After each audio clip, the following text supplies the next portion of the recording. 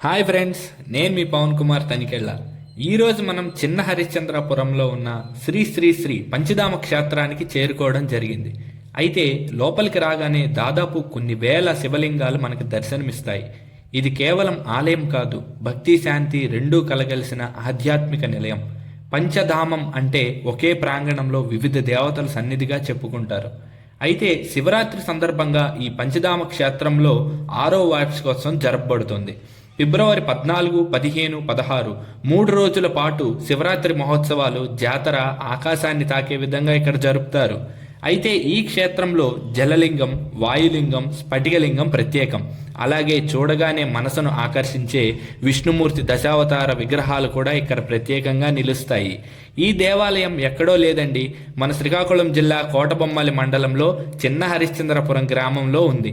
అలాగే 2026 వస్తున్న శివరాత్రికి ఇక్కడ జరిగే జాతర మరియు స్ఫటికలింగ దర్శనం ఎవరూ మిస్ చేసుకోవద్దు.